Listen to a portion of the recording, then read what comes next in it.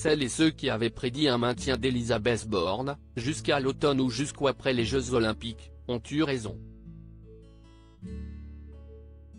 Lundi 17 juillet, la première ministre a été maintenue à son poste par le président de la République Emmanuel Macron, lui demandant de faire des ajustements au sein du gouvernement, comme l'a précisé la principale intéressée. 4 ministres sont particulièrement menacés par ce mini-remaniement annoncé.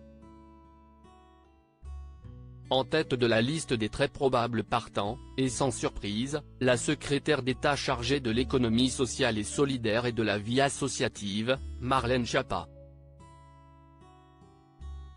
Longtemps protégée d'Emmanuel Macron, elle a perdu en sympathie au fil des polémiques, dont celle des photos dans Playboy et celle du scandale du fonds Marianne. Macron doit la virer, c'est un boulet, on l'a subi tous, peste la Macronie depuis plusieurs mois. Dans ces conditions, son départ du gouvernement semble presque assuré. Et elle n'est pas la seule dans ce cas. Découvrez les ministres du gouvernement Borne 2 contredits publiquement par Brigitte Macron, critiquée pour sa mauvaise gestion dans l'affaire du suicide de Lindsay et lâchée par le camp présidentiel après sa critique de l'arrivée d'un journaliste l'extrême droite à la tête du journal du dimanche. Pape Ndiaye devrait quitter le ministère de l'Éducation nationale.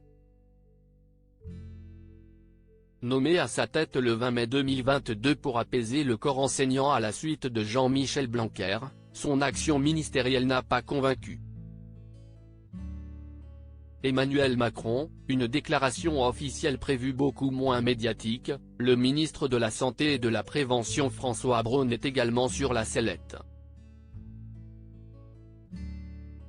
Vivement désavoué par le monde hospitalier, il avait également été l'objet de très vives critiques des associations de santé LGBT+ pour sa mauvaise gestion du début de l'épidémie de variole du singe. Autre ministre dont l'action n'a pas convaincu Emmanuel Macron, Olivier Klein, ministre délégué chargé de la ville et du logement de France, dont le sort semble déjà scellé.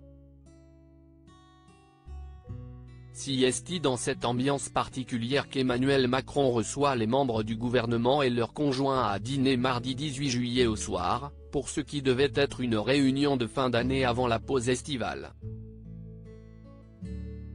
Selon son entourage, le président de la République doit s'adresser aux Français d'ici dimanche.